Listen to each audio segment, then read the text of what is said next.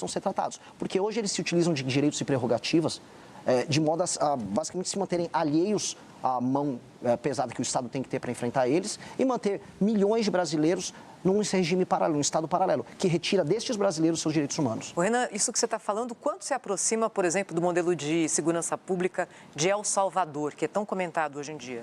A gente teve em El Salvador, no ano de 2024, a gente conheceu, a gente viu de perto como é que é o modelo de funcionamento deles, e ele aplicou algo similar, que o entendimento de que as facções, os grupos criminosos, que a gente pode qualificar como terrorista, aí é uma questão de nomenclatura, eles estão atentando contra o Estado de Direito e, portanto, o Estado de Direito ele tem que ser instrumentalizado com todas as ferramentas para retirar determinadas prerrogativas desses caras, dessas lideranças do crime organizado e colocá-los rapidamente na cadeia. Ele estabeleceu um regime especial, eles chamam lá de regime de exceção, e com base nisso ele desmantelou todo o crime organizado em El Salvador e tornou El Salvador o país mais seguro das Américas. O instituto que ele utilizou dá para ser utilizado aqui e nós podemos utilizar outras estratégias também de combate, dado que a situação brasileira é diferente. O Brasil tem modelos diferentes de ocupação. Um exemplo, o PCC, para falar nominalmente, não estava presente em El Salvador, não havia uma versão do PCC lá. O combate ao PCC vai estar diferente do que eles fizeram em El Salvador. Nisso, a estrutura do Estado tem que ser utilizada de maneira diferente também. Cada caso, cada facção, uma solução. Aldo, como o senhor vê esse modelo de El Salvador, na pergunta da Thaís, e também que propostas que o senhor colocaria na área da segurança? O senhor, por exemplo, defende apertos no Código Penal, penas mais duras, redução de maioridade penal. O que o senhor colocaria nessa área da segurança pública? Quando eu era ministro da Defesa, nós fizemos uma operação na Amazônia, chamada Operação Ágata, para reduzir os crimes transnacionais, os crimes fronteiriços. Essa operação era conduzida pelo Ministério da Defesa. Dela participavam o Exército, a Marinha, a Força Aérea, as polícias militares dos estados da Amazônia, as polícias civis dos estados da Amazônia, a Força Nacional, o COAF, a Receita Federal. Então, era uma força-tarefa do Estado que bloqueava a ação do crime organizado transfronteiriço, que era reduzido a zero.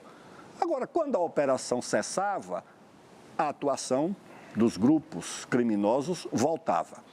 Portanto, isso demonstra que você tem como enfrentar, que o Estado Nacional, que as forças policiais, as forças armadas, dando a logística e a retaguarda, tem como enfrentar a criminalidade, que hoje na Amazônia, basicamente, comanda os rios da Amazônia, comanda as áreas de fronteira. O que é que eu defendo? Eu defendo que haja normas especiais e normas de exceção para enfrentar o crime organizado. Você não pode tratar o criminoso do crime organizado como você trata um cidadão que comete um crime de trânsito e que não tem nenhum antecedente criminal. Esse você pode dar a ele o direito da audiência de custódia, do habeas corpus, da saidinha. O crime organizado não pode dispor dessas prerrogativas, porque quando você dá um habeas corpus para um criminoso ligado ao narcotráfico, você termina dando um habeas corpus para o André do Rap. Então, você tem que ter normas. Se não gostarem da palavra normas de exceção, se acham que é muito pesada, usem normas especiais. Normas que deem à polícia, que deem ao Ministério Público, nesse caso sim, que deem ao Judiciário condições para enfrentar o crime organizado e essas facções. Com essas normas atuais, esqueçam. Você não tem condições de enfrentar o crime organizado da mesma forma que você combate um crime de trânsito ou um crime de alguém que não tem antecedente criminal. Então, você tem no Brasil essa possibilidade? Tem, mas no Brasil há uma incompreensão sobre como enfrentar essa situação, porque muitas vezes há uma ideia de que o crime organizado é um problema social. Não. O problema social é desemprego, é fome. O problema social é isso. O crime organizado tem que ser enfrentado com repressão. A violência, o que é o monopólio do Estado, tem que se valer para enfrentar o crime. Quem é que vai enfrentar o crime organizado? É o cidadão que vai sozinho? Não, é a polícia. Ela tem um monopólio da violência e tem que ser usado para enfrentar a criminalidade. De outra forma, nós não vamos debelar o controle de área, como já acontece hoje, o controle de rios e de fronteira, como acontece na Amazônia. Delegados, chefes policiais lá da Amazônia, meus amigos, me mandam relato. Eles já assumem função de Estado, eles investigam a outra facção, eles prendem, julgam, executam a sentença, filmam e ainda mandam para a autoridade policial. E aqui em São Paulo, todo mundo sabe que tem áreas onde a polícia militar não consegue entrar. Então, eu creio o seguinte, ou há mão de ferro contra o crime organizado, ou essa batalha nós não vamos vencer. E como é que você vê a dificuldade política, pergunto para os dois, para juntar as forças todas do país, os governadores e a União? É evidente que alguém tem que coordenar isso, tem que ser a União, né? O governo federal deve coordenar o grande combate ao crime organizado no Brasil, com o apoio dos estados. Eu estou falando da estrutura que o país tem. Sem essa estrutura na sua plenitude, vai ser difícil ganhar essa guerra. Eu queria perguntar como é que você vê as questões políticas impedindo a união das forças contra o crime organizado. Olha, eu fui o responsável pela segurança pública durante a Copa do Mundo. Isso. Nós íamos receber 32 seleções, eu acho, ou 31, chefes de Estado. A Merkel veio aqui 2 vezes, o vice-presidente dos Estados Unidos veio, o Putin veio, o rei da Bélgica veio. Esse povo todo tinha que dar segurança. E aí nós trabalhávamos com as Forças Armadas, trabalhávamos com as polícias militares e as polícias civis, e foi um sucesso absoluto. Isso foi no governo... No governo da presidente Dilma em 2014. Dilma. Nós tivemos a cooperação entre essas instituições, nós tínhamos comando e controle comuns. Exército, Marinha, Aeronáutica, Polícia Militar de São Paulo, Polícia Civil, Força Nacional, Polícia Federal, todo mundo trabalhando em cooperação. E nós conseguimos dar conta. Agora, segurança é um tipo de serviço que é intensivo em recursos humanos e em equipamentos. Você tem que ter equipamentos modernos. Inteligência. O equipamento é principalmente para inteligência. Se você não dispõe disso, você vai exigir que um policial militar com um colete vencido, que não tem um radar, que não tem o equipamento de vigilância. Não. E o Brasil, infelizmente, eu vi hoje no jornal a notícia de que o orçamento de segurança pública do governo federal foi menor do que o orçamento de propaganda, de publicidade. Não sei se corresponde, mas foi a notícia que eu li. Então, de fato, é uma atividade negligenciada pelo Estado, negligenciado por boa parte dos governos, e no Brasil se tornou essa calamidade que nós temos. Então, se você tiver meios, recursos, as nossas Forças Armadas são muito bem qualificadas. As nossas polícias militares também são preparadas. Como recursos humanos, são bem preparadas. Agora, o recurso humano precisa do equipamento, precisa de uma viatura. Para fiscalizar o Rio da Amazônia, precisa de uma lancha. Agora, você não tem, você sai com uma canoinha, uma voadeira, com um tenente, 2 sargentos, para levar a vacina e o remédio para o Ribeirinho. E eles se deparam com uma lancha, com uma metralhadora .50 na proa, descendo o rio. O que é que acontece? O barco do Exército se refugia no Igarapé, porque não tem condições de enfrentamento. Se tiver, aí a conversa é outra.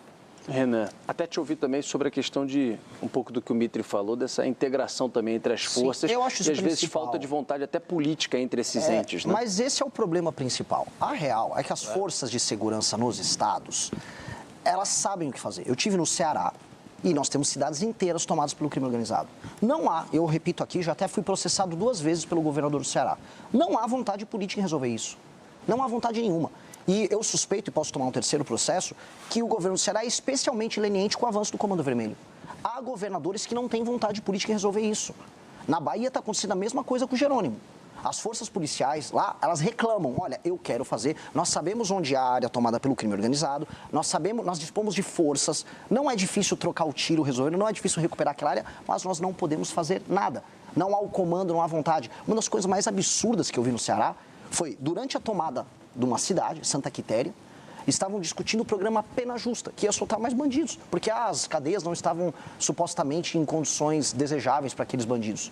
Então, o que o presidente da República tem que fazer é, se eu eleito como presidente de maneira bem clara, o tema que me elegeu foi a destruição do crime organizado. Eu estou há 2 anos falando isso. Vai ser uma eleição plebiscitária. O cara que resolveu eleger Renan Santos, ele resolveu me eleger também, e muito por conta disso. Então, chegando lá, os estados que não decidirem cooperar, dado que estamos falando na tomada de espaços do território brasileiro, nós vamos fazer um estado de defesa específico nesses estados e municípios. A cooperação precisa acontecer. E eu já aviso alguns estados. Ceará precisa. Quer outro estado? Bahia precisa. As pessoas falam muito do Rio de Janeiro, mas o estado do Ceará tem uma situação muito pior do que a carioca. O Rio de Janeiro é um exemplo bizarro em muitos termos, mas às vezes ele fica anedótico.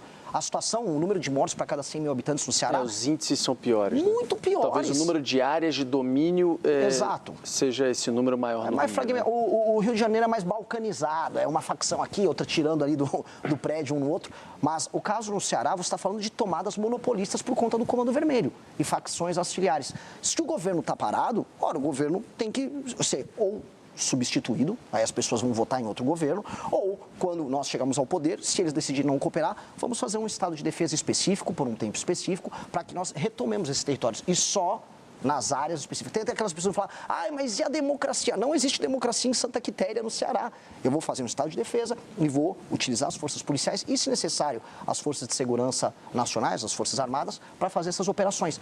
Ponto. Vamos recuperar esses territórios e aí entregar direitos humanos para as pessoas que precisam. Da maneira como está, eu volto a colocar, existem governadores que estão cooperando direto ou indiretamente com o avanço do crime. E isso precisa acabar. Deixa eu só pegar o gancho. Paulo, fala, em Santa Quitéria, que ele está aqui citando, que é o caso do Ceará, existe uma mina de urânio e fosfato há 30 anos esperando licenciamento. É urânio e fosfato, o país importa fosfato, tem fosfato lá em Santa Quitéria esperando licenciamento. IBAMA, não sei se FUNAI está metida, Ministério Público, estão interditando Santa Quitéria. Isso aí poderia gerar riqueza para a cidade, para o Estado e para o Brasil. Está lá parado. Exato. É mais fácil o Comando Vermelho fazer uma bomba suja com urânio do que a gente produzir fertilizante para nossa agricultura. Essa é a piada nacional que a gente está vivendo. Aliás, é uma piada nacional. O Jornal da Band essa semana vai fazer reportagens com o Valtano de Oliveira mostrando essa questão dos fertilizantes, o quanto que o Brasil, que é o celeiro aí para o mundo, não consegue, é dependente 90% de importação de fertilizantes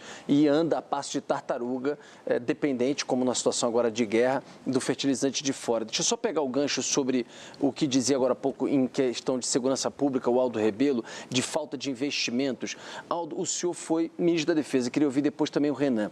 O senhor viveu de perto a situação das Forças Armadas. Hoje as Forças Armadas reclamam muito de falta de recursos. O mundo há 20 anos, quando você tinha uma ordem global com ONU e etc., se imaginava que, olha, tudo bem, vai ser difícil alguém entrar aqui, invadir.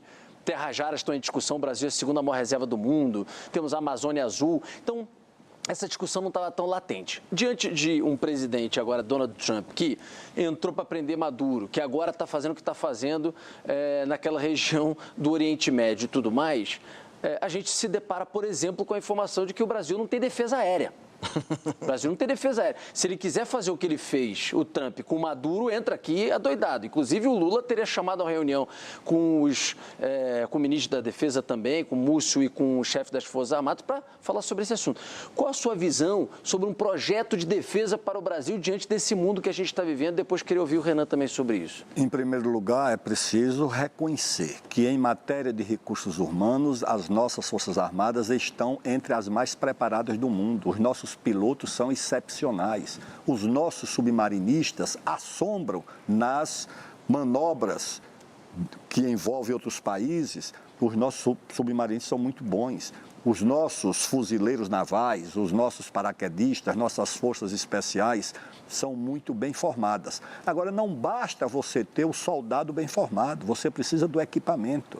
Como é que você vai colocar um piloto formado, com muito rigor no Brasil, para pilotar o quê? O submarinista precisa do submarino. Os gripes estão chegando, né? Aqueles caças, mas é pouco ainda para uma escala muito pequena do que nós precisamos. Rodolfo, nós temos 17 mil quilômetros de fronteira. Só com a Bolívia, a nossa fronteira é maior do que a fronteira dos Estados Unidos com o México. Mas, ministro, o senhor vê espaço no orçamento e até do ponto de vista político para se criar o clima para um grande investimento na área militar? Sim, senhora. Sim, senhora. Quando eu era ministro da Defesa e ministro da Ciência e Tecnologia um pouco antes, contratei uma grande economista inglesa ou americana, doutora Mariana Mazzucato, para estudar o investimento, a inovação na área de defesa. E todo investimento na área de defesa, em inovação, em indústria de defesa, ele é dual, ele tem também aplicação civil, como os Estados Unidos fazem lá. Mais da metade do orçamento de ciência, tecnologia e inovação dos Estados Unidos é para a área de defesa. E do investimento que é a área de defesa sai uma internet e sai todos esses produtos, esses aplicativos que estão por aí. Então, o Brasil tem condições. Tem que tomar providências imediatas. Quando eu era ministro da Defesa, arrumei um terreno lá no Maranhão para a instalação da 2ª esquadra. O Brasil tem uma esquadra localizada aqui no Rio de Janeiro. O Brasil tem uma base de submarinos no Rio de Janeiro. Está muito longe da Amazônia. A Marinha acha que nós podemos criar uma linha de bloqueio entre Natal e Dakar, militarizar Fernando de Noronha como uma âncora para a Marinha em caso de emergência. Eu separei lá o terreno, transferi do Exército para a Marinha num porto de águas profundas, perto de São Luís, para fazer a 2ª base, ali perto da Amazônia. Você tem que criar uma base aeroespacial no norte do país, ou em Boa Vista, ou em Tiriós. Você tem que multiplicar os pelotões de fronteira. Você tem que multiplicar os tiros de guerras indígenas. Tem que envolver as populações indígenas, na Amazônia principalmente, criar núcleos de preparação de oficiais da reserva. Existem, né? Existem núcleos indígenas do Exército. Mas muito poucos perto do que nós precisamos. Você tem um aqui e passa 1.000 quilômetros, 1.200 para você ter o próximo. Você tem que criar muito mais. Por quê? Porque você incorpora a população indígena e os seus idiomas na área de defesa do Brasil. É isso que nós precisamos fazer. Eu acho que nós negligenciamos, porque é caro você colocar uma esquadra em funcionamento.